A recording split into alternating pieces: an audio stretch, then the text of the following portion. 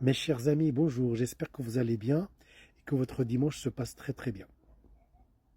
Je vais vous parler de deux termes sur lesquels je vais construire un petit peu mon petit raisonnement. Je vais parler de nuée et je vais vous parler de troupeau. Nuée, c'est une multitude formant un ensemble compact. Ça, c'est dans le sens figuré. Et troupeau, ben, on sait ce que c'est des rangées qui marchent sur une trajectoire pareille, ou parallèle, etc. Mais ils suivent un leader ou ils suivent un meneur. Alors, pourquoi je parlais de nuée? Alors, macroscopiquement, quand on voit la nuée, c'est un ensemble, pas une nuée d'oiseaux, on voit, c'est un ensemble qui est harmonieux, qui représente des images, des figures géométriques à trois dimensions, et son rôle, c'est de dissuader. Mais quand vous voyez à l'intérieur de, de la nuée, par exemple, vous prenez les oiseaux, chaque oiseau au banc de poissons, vous allez voir que chaque oiseau, il a sa propre trajectoire. Chaque oiseau, il a son propre parcours.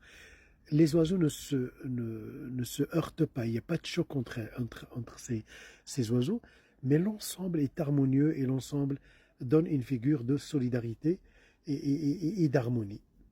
Par contre, le troupeau, c'est des rangées, voilà, que-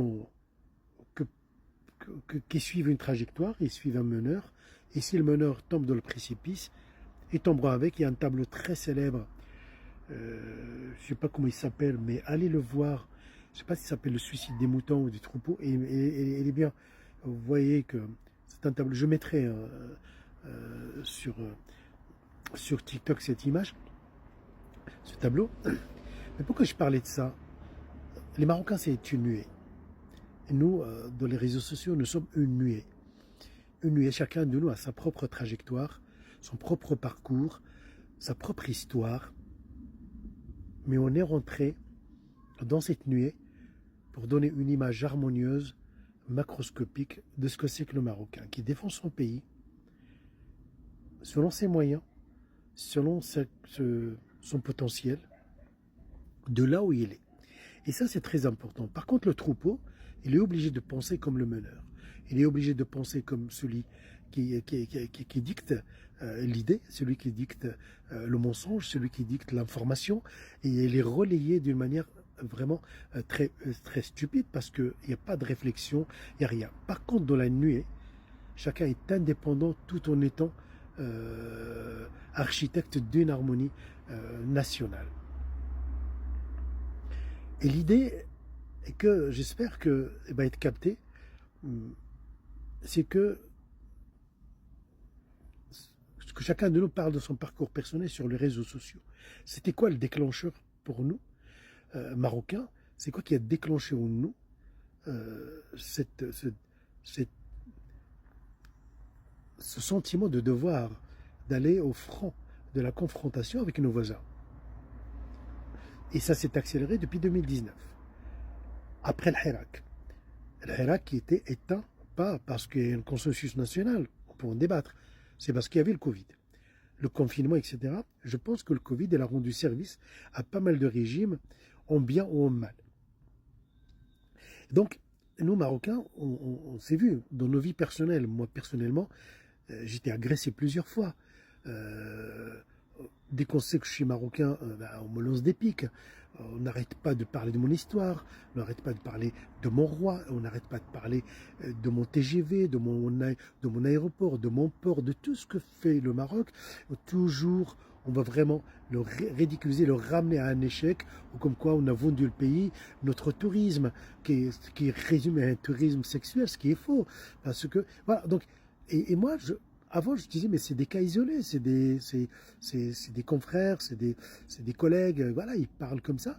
Mais finalement, on se pose la question.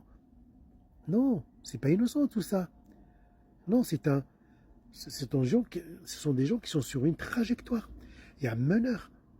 Et donc, moi, je suis rentré dans dans ce ring-là avec mes propres moyens. Donc, je suis rentré dans cet ensemble qui forme la nuée marocaine pour défendre notre pays. Et j'ai dit, moi je connais des gens qui étaient euh, sur YouTube. Avant, il y en a un, et je cite Elias News, que lui, il parlait que de ce qui se passe à l'intérieur du Maroc, c'est-à-dire les problèmes au Maroc. Donc il était obligé aussi de changer son fusil d'épaule et d'aller parler de cette confrontation. D'autres, vraiment, ils parlaient des voyages. Il y en a qui parlaient vraiment des théories du complot, du paranormal. Il y en a qui parlaient de la religion, des préceptes de la religion musulmane. Il y en a qui, voilà, qui, chacun dans son domaine, parlait. Mais à un moment, c'était déclencheur chez chaque Marocain de dire, bah non, comme notre presse nationale ne fait pas le boulot, il faut dire les choses, elle est faible, elle vit dans le monde des bisounours. C'est vrai qu'il nous parle de ce qui se passe à l'intérieur, tant mieux, mais au lieu de donner un semblant de réalité de notre voisinage aux citoyens marocains pour dire, voilà, qui sont nos voisins de l'Est, du Sud, du Nord. Il faut vraiment...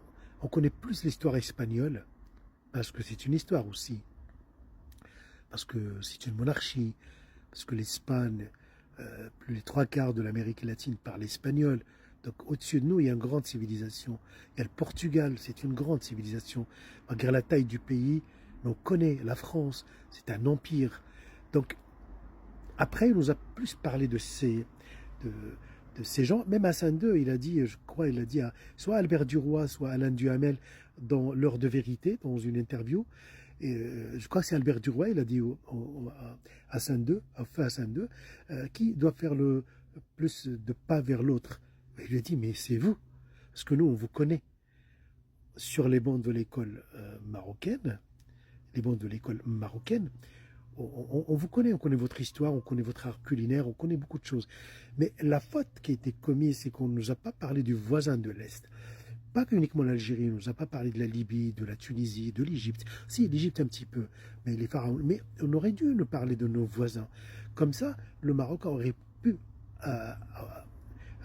avoir accès à ce voisinage, à sa culture. Même si l'histoire elle est petite, hein, 60 ans, ça peut être enseigné en 2 heures.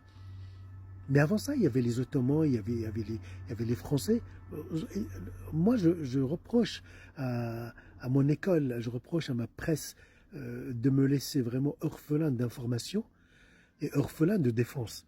Et que finalement, nous, avec nos propres moyens, on arrive sur les réseaux sociaux et on forme une nuée forte et conquérante. Et je peux dire, c'est pas moi tout seul qui le dit, c'est un témoignage. Les Marocains sont parmi les plus efficaces sur les réseaux sociaux. Les plus efficaces.